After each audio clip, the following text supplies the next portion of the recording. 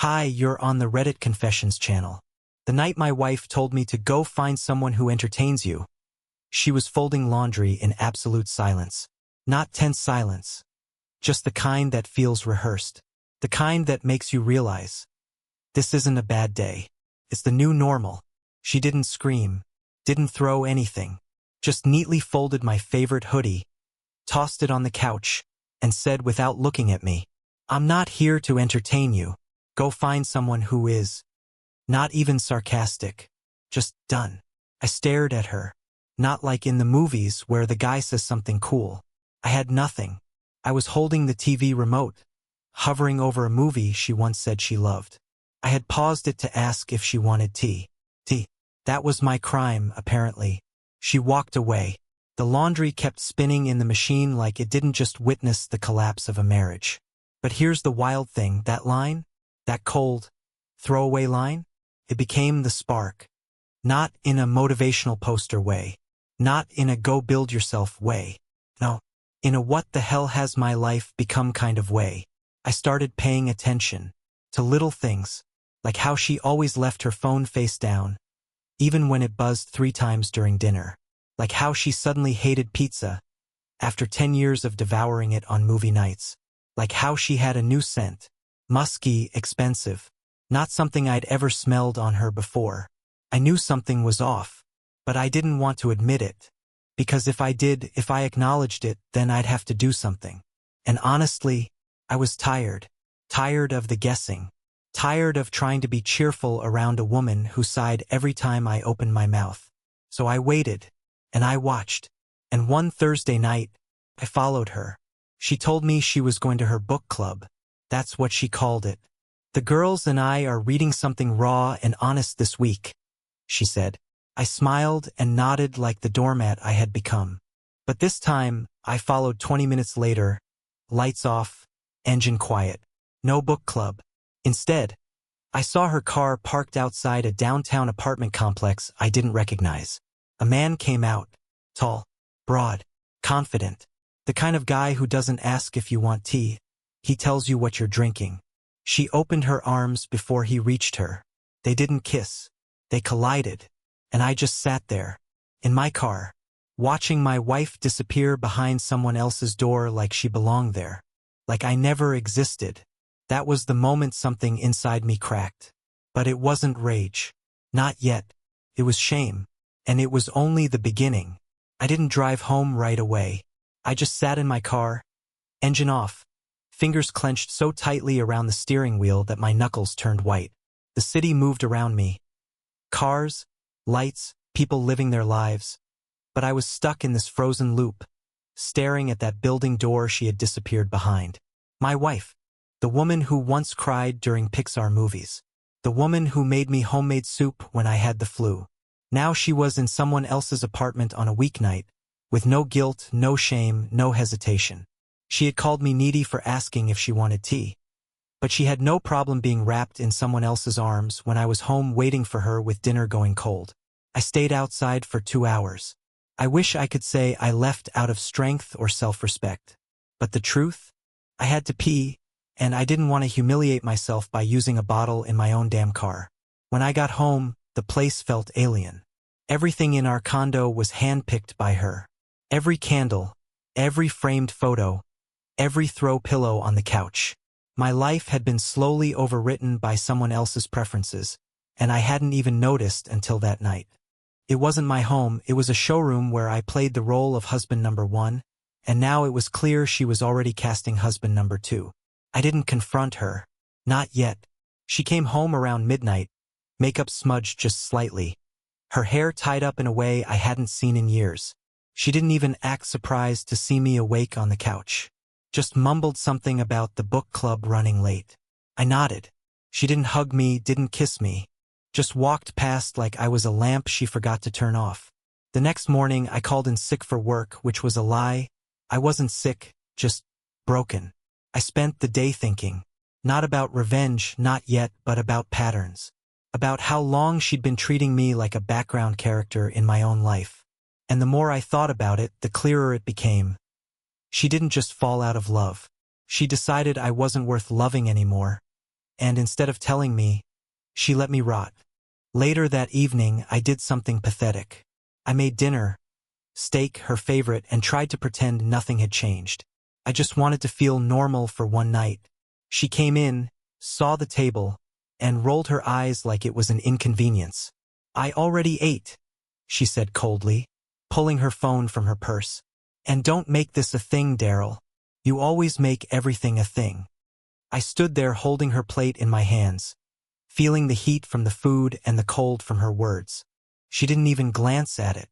That's when it hit me. She was daring me to break, daring me to cry or yell or beg. But I wouldn't give her that. Not yet. Instead, I smiled and said, "Next time, let me know. I don't want to waste a good steak." She looked surprised. For the first time in months, she blinked. "Whatever," she muttered, walking away. But deep down, I knew something had shifted, and what she didn't realize, not yet, was that I had started documenting everything. Every late night, every lie, every excuse. Because when I leave, I won't just be gone. I'll take everything she didn't realize she depended on.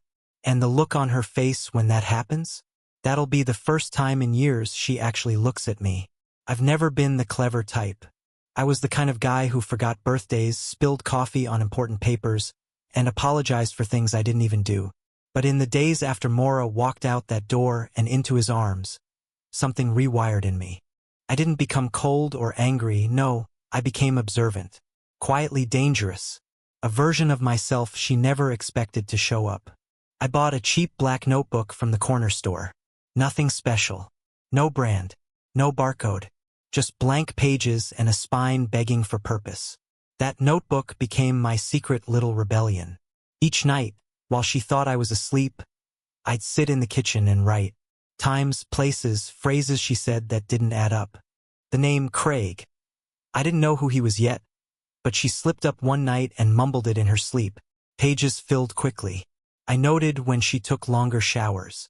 When she wore perfume on days she said she was just running errands. I even wrote down the moment she rejected my attempt to kiss her in the morning and muttered under her breath, "Don't be weird, Daryl." But I wasn't weird. I was a husband trying to reach for something already gone. She started keeping her phone on her at all times, even in the bathroom. She used to leave it plugged in by the bed while we watched shows together. Now, if I so much as walked past her purse, she pulled it close like it was a life raft. So I got smarter. I never touched her phone. I didn't need to. She got careless in other ways. One night, she tossed a gym bag onto the floor after coming home late. I waited until she went to shower, then quietly unzipped it. Inside, a receipt from an Italian place 30 minutes away, 2 forks, 1 entree, 1 hotel keycard, the kind that slides into a door and says everything you don't want to hear out loud. I copied the address down. Didn't confront her. Not yet. Instead, I started staging my own exits. I moved a few important documents out of the house. Changed the password on my personal bank account, something she hadn't looked at in months. I even started sleeping in the guest room with the excuse of needing more space. She didn't argue, didn't ask questions, just nodded and kept texting. She thought I was fading, but really, I was detaching. I was rehearsing my absence, practicing what it would feel like to not answer when she called my name.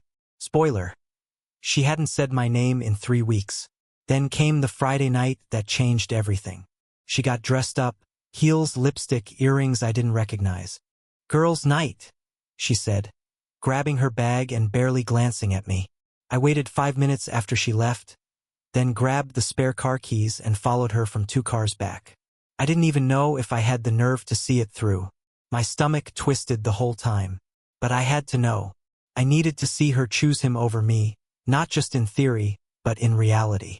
She pulled into a small boutique hotel. Not a chain. The kind of place where you don't ask questions at the front desk. I parked down the street, heart hammering. Through the glass door, I saw her hug a man with dark hair and a sharp coat. They didn't kiss. Not right away. He touched her cheek gently. She laughed in a way I hadn't heard in over a year. Then he leaned down, whispered something, and they both disappeared behind the elevator doors. I didn't cry. I didn't scream. I just sat there, with that same notebook in my lap, flipping to a blank page, and wrote, Friday, 10:42 p.m., hotel on 8th and Alder. He touched her face. She smiled like she loved it. I closed the book slowly. That was the night I stopped being her husband, and started being the man who'd take back his dignity, piece by brutal piece. The following morning, Maura came home at 6:13 a.m. I watched the time change on the stove clock while sitting at the kitchen table in the dark. I had been there all night, but I made sure to shuffle my feet and pretend I had just woken up. She walked through the door barefoot, heels in her hand, her mascara slightly smudged. The woman who once gasped in horror if I wore mismatched socks now stood before me looking like a stranger returning from a life she didn't want me to know about. She blinked when she saw me. Not guilt, not surprise, just mild inconvenience, like she'd forgotten to take the trash out and now had to deal with it. "You're up early," she mumbled. I didn't answer right away. I wanted to see what face she'd wear. She poured herself some orange juice, still in the same dress from the night before, and leaned against the counter like nothing was off. I asked, "Good night with the girls?" And she didn't flinch, just nodded and said, "We stayed up talking about everything and nothing." I wonder if everything and nothing included the name of the man who kissed her forehead in the hotel lobby. Then came the mistake, the one she'd regret more than she realized.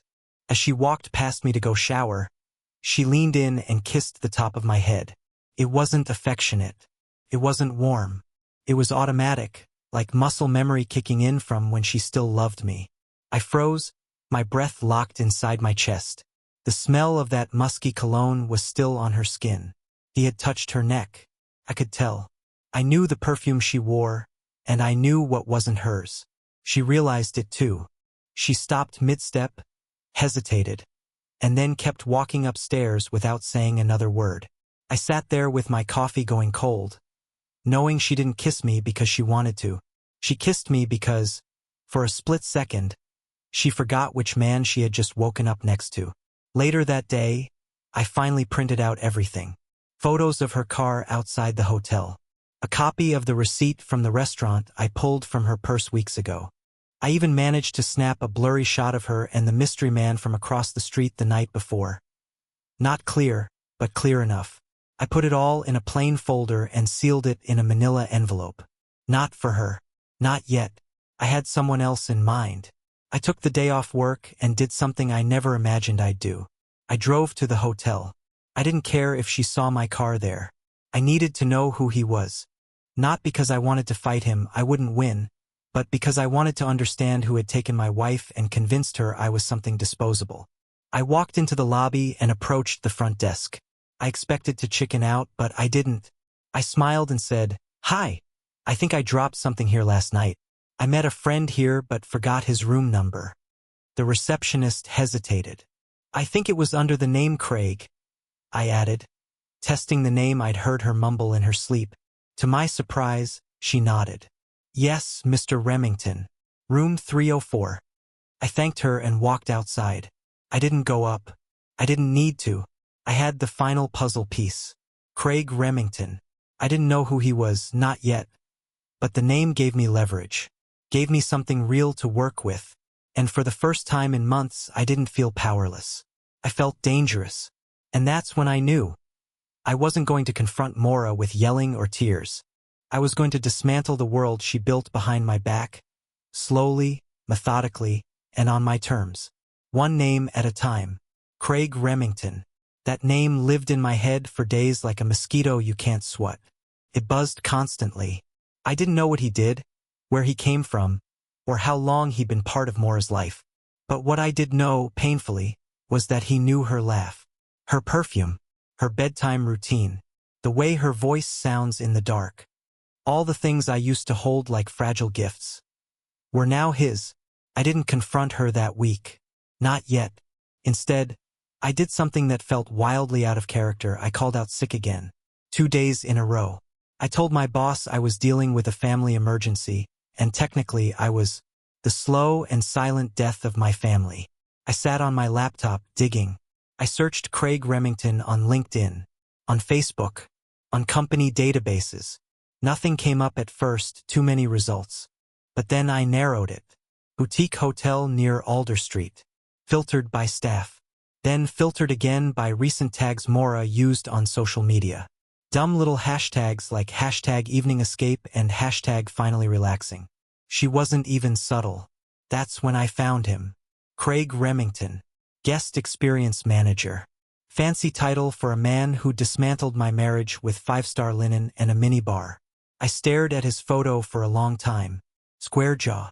Confident smile. A guy who looks like he's never cried in a car or apologized for needing affection. The opposite of me in every way. I wasn't even angry, just exhausted. Like someone handed me a test I had already failed before it began. I printed out everything I could find. His full name, employment record, a screenshot of him standing behind the hotel front desk from their official website. And I added it all to the manila envelope. Then I waited. The next evening, Maura asked me if I could pick up dry cleaning on my way back from work. I said sure, smiled, asked her if she wanted dinner from that Indian place she used to love. She nodded like we were some functional couple, like she hadn't been slipping away from me in chunks. What she didn't know was that I had already made an appointment with a lawyer. Not for revenge. Not yet. For protection. Because here's the thing. When a person shows you they're willing to lie to your face every day, you stop trusting anything. Joint accounts? I checked them. All intact, for now. But I wasn't going to wait until she drained them. I transferred my share to a new account in my name only. One she couldn't touch. I froze the credit card she used for girls' nights. She didn't notice yet. That would come later. The most humiliating part? I still wanted her to stop. Deep down, I wished she'd cry and confess and tell me she made a mistake. That it was a phase. That she remembered who I was and wanted to come back. But Maura didn't come back. She came home late again that night. Not even an excuse this time. Just walked in, tossed her heels at the door and said, "I'm too tired to talk." And maybe she was. Or maybe she was just too tired of pretending to love the man who still bent over backwards for a single drop of her attention. But something was shifting. Because the next morning, when she went to use the joint credit card and it got declined, she called me at work. Her voice wasn't angry. It was confused. Did something happen to the card? I paused, then said, "Yeah, I'm not here to entertain you anymore. Find someone who will." Silence. For the first time in months, Maura didn't know what to say. And for the first time in my life, I did. I thought I'd seen it all.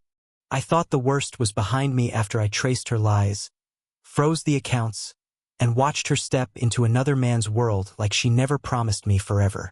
But nothing hit harder than what happened that Saturday afternoon. I wasn't snooping. I wasn't spying. I was just walking into the grocery store like a normal man, trying to keep his last pieces of dignity while buying eggs and frozen waffles. But then I saw her, Maura, in the parking lot, laughing. Not the fake, dismissive laugh she gave me when I tried to tell her a joke. Not the eye-roll-laced chuckle she offered when I reminded her of our anniversary last month. No, this laugh was warm, loud, real. And it wasn't mine anymore. She was sitting on a bench outside the store, waiting for someone. Her phone in one hand, an iced coffee in the other, wearing that sundress she once told me she'd only wear on special days. I hadn't seen it in over a year. I thought maybe she gave it away. Then Craig walked out. I recognized him instantly from the hotel's staff page. He handed her a small paper bag, kissed her on the cheek, and sat down beside her. They looked so casual, like a couple who had been together for years. Like this wasn't new, or exciting, or secret anymore. This was their routine, their Saturday, their normal. I ducked behind a parked van and just watched them. Not for long, maybe 2 minutes. But that was enough to break something permanent inside me. I wasn't mad that she had moved on. I was mad that she didn't even have the decency to pretend she hadn't. When I got home, I sat on the edge of the bed and just stared at my shoes. I couldn't feel anything. I was empty. I kept thinking, she never looked at me that way, not even in our best years. Or maybe she did, and I was too busy believing we were happy. I didn't confront her that night. I didn't say a word. She came home 2 hours later with a plastic bag of groceries and said, "You forgot the almond milk." I smiled, nodded, said, "Sorry, I'll get it tomorrow." She had no idea I saw her. But the next day, I mailed the envelope. Not to her, to Craig. It included the photo of her and me on our wedding day, smiling like idiots, a copy of our marriage certificate, proof of our shared mortgage, and a letter handwritten that simply said, "I'm not sure if she told you she's still married. Just thought you should know before you start planning matching bathrobes." I didn't sign it. I didn't need to. He would know exactly who it came from. And I wasn't done yet, because while she was busy laughing in the sun, I was finally learning how to disappear in the dark. 3 days passed. I didn't hear anything. No angry texts. No, "How could you?" Maura was her usual distant self. Too polite to be questioned. Too cold to be loved. She moved around the house like we were coworkers with separate lunch breaks. I kept wondering if the envelope had arrived, if he opened it, if he read the letter and looked at her differently. I wasn't hoping for chaos. I wasn't hoping for a fight. I just wanted one small crack in the fantasy she built, something real enough to remind her I still existed. Then on Thursday evening, my phone rang. An unknown number. Normally I don't answer, but I did. Maybe I already knew who it was. The voice on the other end was calm, steady, but unmistakably male. "Daryl." That one word made my blood go cold. My name. From him. "I assume you sent the envelope," he said. I didn't reply. I waited. He sighed. "I didn't know. She told me you were divorced, that you were living with a friend in Oregon, that you were, and I quote, out of the picture." Still, I said nothing. I wanted him to keep talking. "She lied to both of us," he said. "But you already knew that." And then, in a tone that surprised me with its sincerity, he added, "I'm sorry, man." That shook me more than anything Maura had ever said in the past 6 months. Her affair partner, the man who stole my place, was apologizing to me. Not sarcastically, not mockingly, just humanly. I hung up without saying a word. Not because I was angry, but because I didn't trust myself to speak without falling apart. That night, Maura was in the kitchen scrolling through her phone. She looked annoyed, like something wasn't going to plan. She didn't talk to me. She just said she was going to bed early.